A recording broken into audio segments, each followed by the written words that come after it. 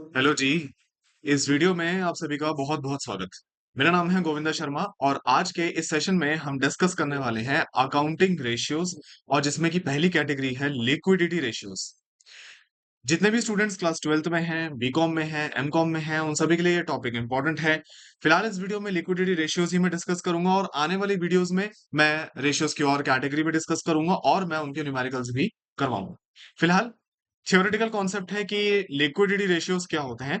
तो यहां पर सबसे पहले मीनिंग देखिए, liquidity ratios are financial ratios that shows whether a business can pay its short term debts within 1 year using its short term assets. इसका मतलब business अपने शॉर्ट टर्म लाइबिलिटीज को किस तरह से पे करने वाला है अपने शॉर्ट टर्म एसेट्स को यूज करते हुए। ये रेशियो जो हमें जानकारी देता है उस रेशियो का नाम होता है लिक्विडिटी रेशियोज, राइट। आसान शब्दों में दे शो द कैश स्ट्रेंथ।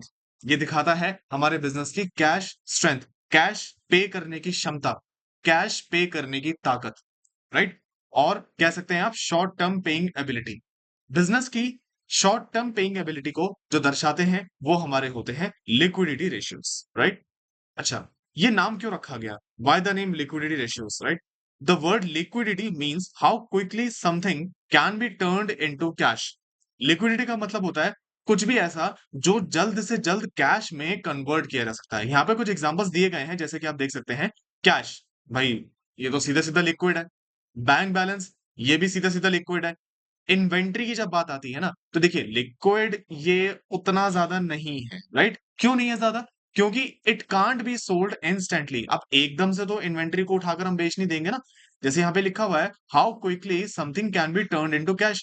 तो आप इन्वेंट्री को एकदम से फटाक से कैश में कन्वर्ट नहीं कर सकते हैं, राइट। सो लिक्विडिटी रेशियोज का मतलब क्या होता है? Ratios that tells us how easily the company can arrange cash to pay its dues, right. Company अपने ड्यूज को पे करने के लिए कैश को कितना जल्द से जल्द अरेंज कर सकती है, ये हमें कौन बताता है?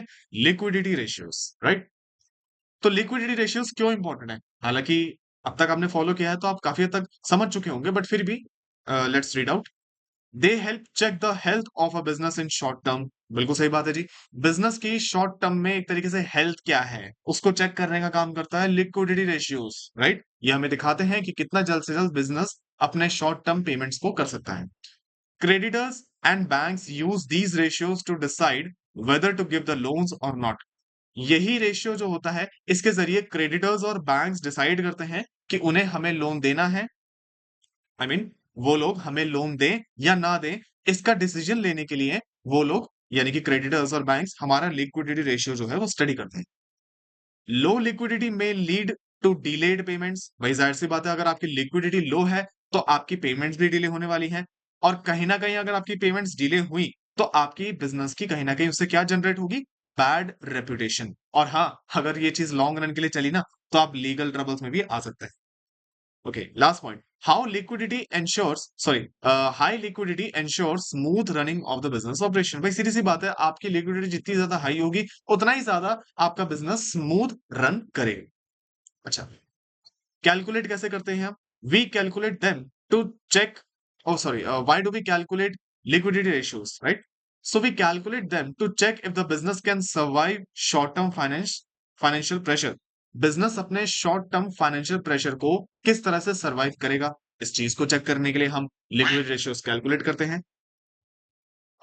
To know whether the business can pay bills, salaries, interest, rent etcetera on time. क्या बिजनेस अपने ये रेगुलर एक्सपेंसेस टाइम से पे कर सकता है या नहीं, ये हम किसके जरिए चेक करते हैं? Again liquidity ratios. अब जितने भी हमारे लेंडर्स हैं, इन्वेस्टर्स हैं, क्रेडिटर्स हैं, ये लिक्विडिटी रेशियोज हमारे बिजनेस का फाइनेंशियल स्टेबिलिटी शो करता है। किन्हें? हमारे लेंडर्स को, हमारे इन्वेस्टर्स को और हमारे क्रेडिटर्स, राइट।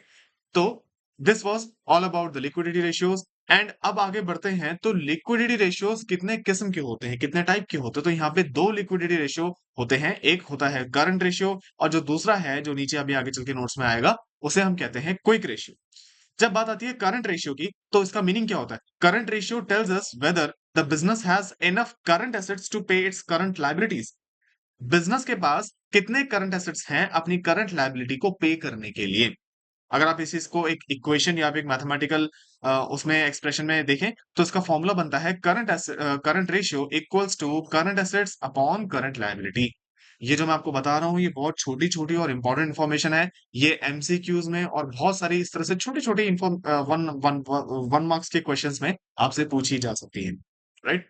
तो फॉर्मूला हमने देख लिया, अब आगे बढ़ते हैं। अब यहाँ पे बात आती है जी व्हाट आर करंट एसेट्स। तो जी आप कॉमर्स के स्टूडेंट्स हैं, आप अच्छी तरह से जानते हैं कि वो सारे assets that are expected to be converted into cash within 1 year, जिन्हें 1 साल के अंदर अंदर कैश में कन्वर्ट किया जा सकता है, वो एसेट्स हमारे कौन से होते हैं? Current assets. अच्छा, इसके अंदर क्या क्या शामिल होता है? कैश शामिल होता है जी, वो तो साक्षात्कार ही कन्वर्टेड है कैश के अंदर। राइट। बैंक बैलेंस है, जब मर्जी चाहे आप बैंक से उस पैसे को निकाल लीजिए।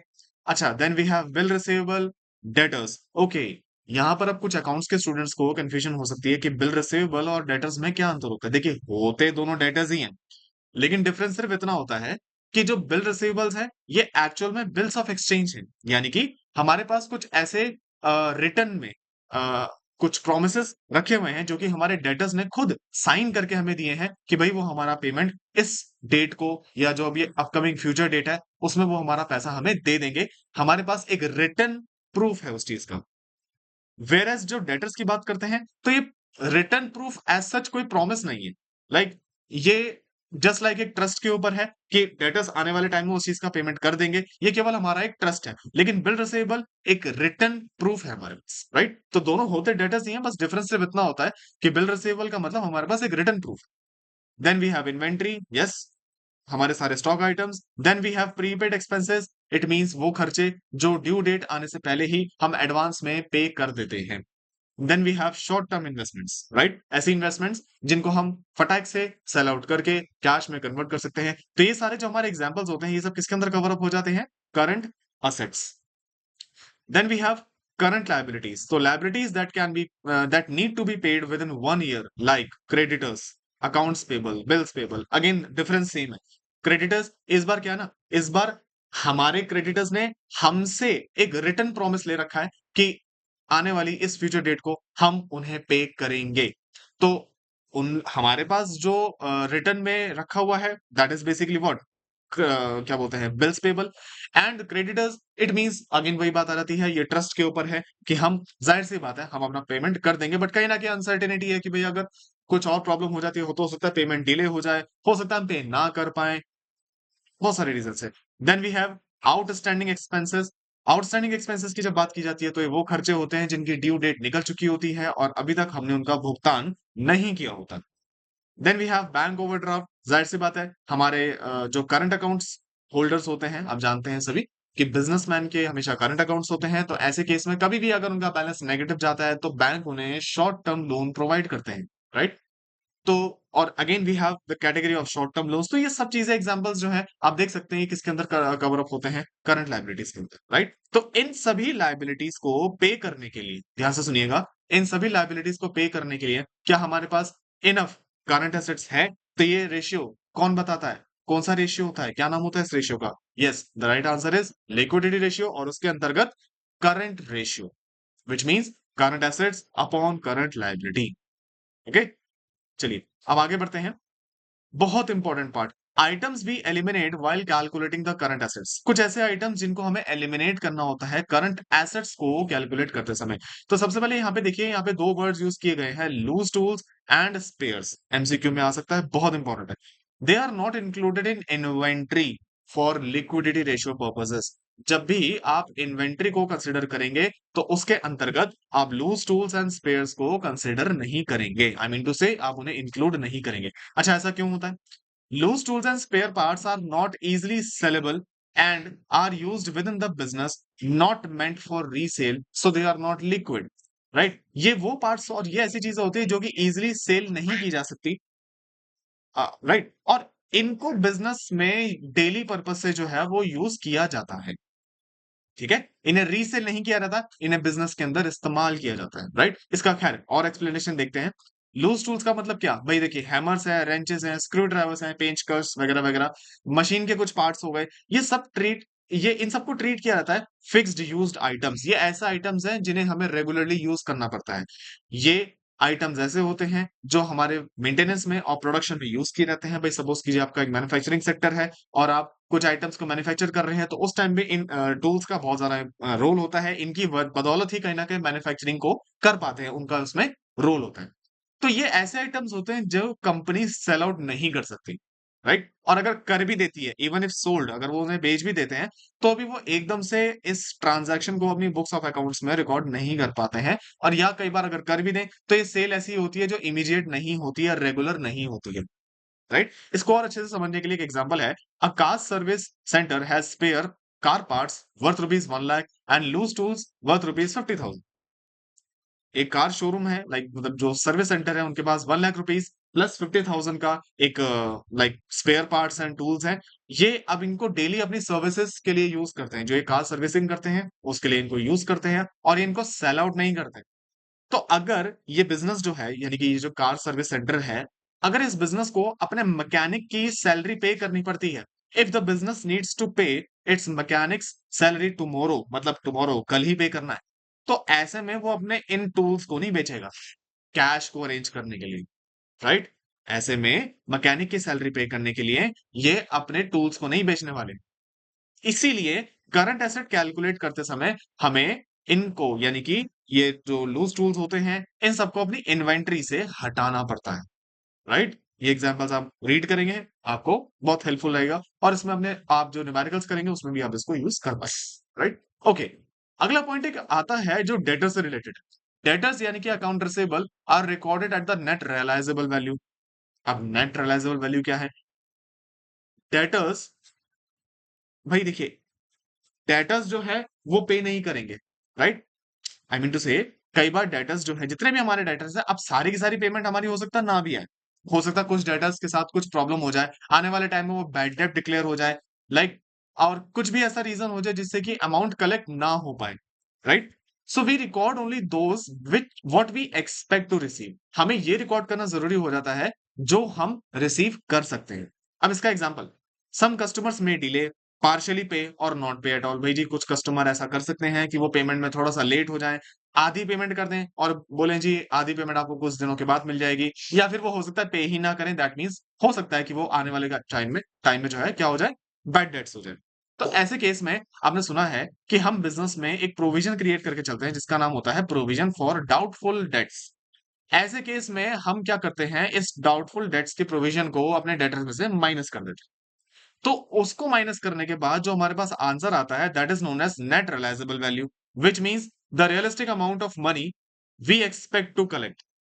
ये वो रियलिस्टिक अमाउंट है जो हम कलेक्ट इजिली कर पाएंगे। एग्जाम्पल के लिए, टोटल डेटर्स यदि हमारे पास 5 लाख रुपए हैं और अगर प्रोविजन हमारी बुक्स ऑफ अकाउंट्स में अपेयर हो रहा है 20,000, तो हमारा नेट रियलाइजेबल वैल्यू जो है वो कितना होगा, 4,80,000, राइट? आगे बढ़ते हैं। This is actual liquidity that the business में receive, so we use this values in ratios like the quick ratios, है ना? ये आप इन्हें क्विक रेशियो में यूज कर सकते हैं। Okay, most important part, current ratio. जो आइडियल करंट रेशियो होता है वो कितना होता है, 2:1। This means for every rupees 1 of current liability, for every rupees one for every rupees 1 of current liability, there should be rupees 2 of current assets.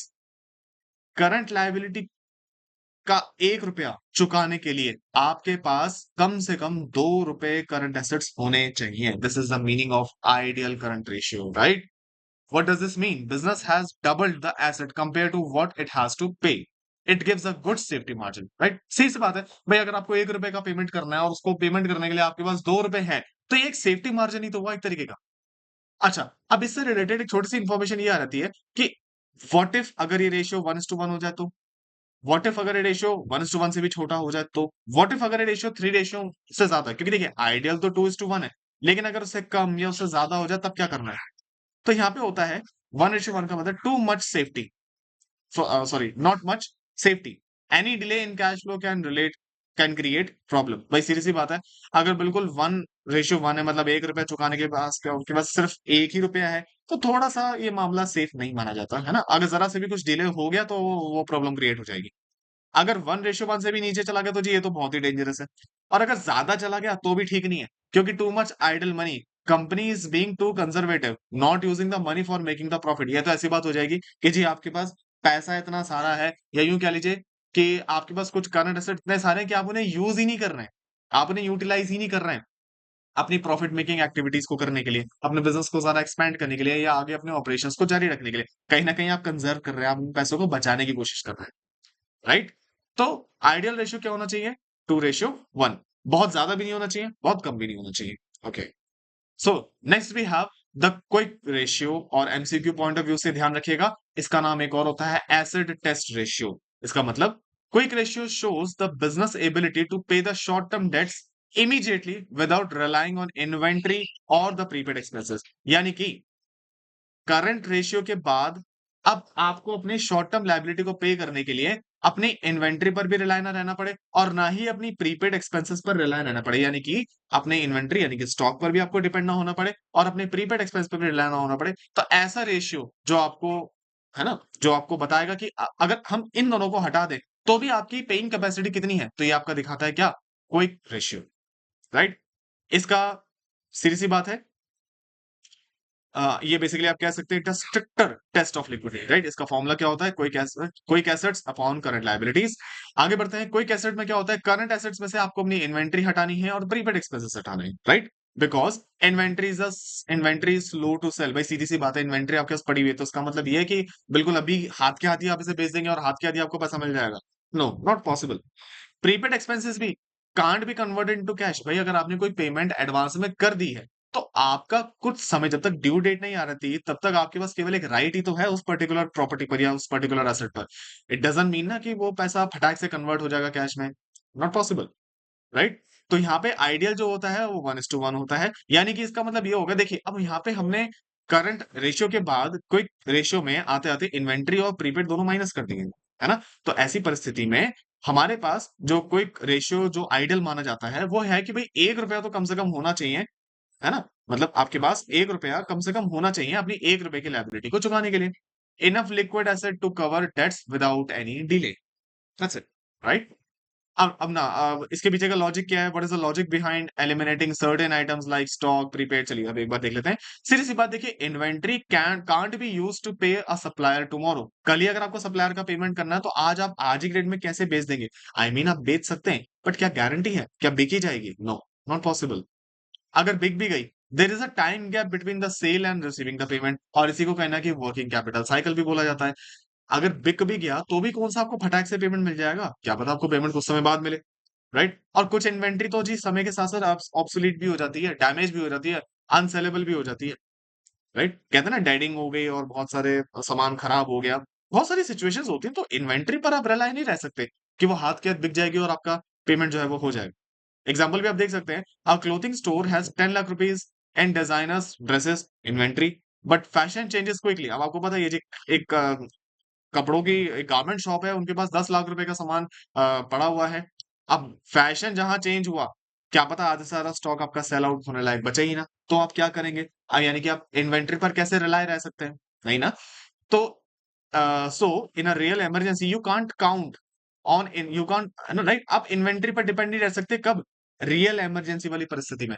यदि आपको 5 लाख रुपए देने पड़ गए फैब्रिक सप्लायर को, हो सकता है कि आपके पास पैसा ही ना बचे, आपके पास सामान ही या सामान हो, बट वो एकदम से बिक ही ना पाए due to the change in fashion. तो देर आर सेवरल फैक्टर्स जिसमें आप इन्वेंट्री के ऊपर डिपेंड नहीं हो सकते। That is why quick ratio calculate करते समय हमें इन्वेंट्री को हटाना पड़ता है।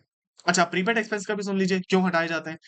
They are not recoverable in cash. सीधी सी बात है भाई, आप उन्हें कैश में एकदम से रिकवर नहीं कर सकते। You can't call the landlord and ask for the prepaid rent back. अगर आपने अपने लैंडलॉर्ड को प्रीपेड पे कर दिया है, रेंट पे कर दिया, तो आप उसे एकदम से वापस नहीं मंगा सकते। आप ये नहीं बोल सकते मालिक साहब लाओ पैसे लाओ, राइट? ओके, सो यहाँ पे एंड होता है, you paid 60,000 as prepaid insurance for next 12 months, this amount is not available for paying salaries और बिल्स। भाई सीधी सी बात है, अगर आपको अपने बिजनेस में सैलरीज और बिल पे करना है और आपने प्रीपेड इंश्योरेंस का 60,000 रुपए पे कर दिया, तो अब इंश्योरेंस कंपनी से वो 60,000 रुपए वापस लेकर इसका पेमेंट नहीं करेंगे, ठीक है? तो ऐसे में क्या कहा जाता है कि the we need to remove these items while calculating quick liquidity, है ना? तो अगेन याद होना चाहिए, आइडियल क्या होता है? 1:1 because it shows the business has just enough quick assets like cash, bank, receivables to instantly pay off current liabilities. Not too much idle cash, not too less to cause panic. भाई जी, इतना भी ज्यादा नहीं है कि पता लग रहा पैसा ही ऐसे ही फालतू का पड़ा हुआ है, यूज ही नहीं हो रहा है ना? और इतना कम भी नहीं है कि आप डरने लग जाओ, आप पैनिक होने लग जाओ, है ना? It is what? It is balanced and healthy. So ये था आज का टॉपिक, लिक्विडिटी रेशियो. एंड बने रहिए आप वीडियो में, बने रहिए आप इस चैनल में. आने वाले टाइम में और भी आपके सामने रेशियोज मैं लेकर आता रहूंगा, इसमें मैं न्यूमेरिकल्स भी शो करूंगा. So happy learning. Thank you so much.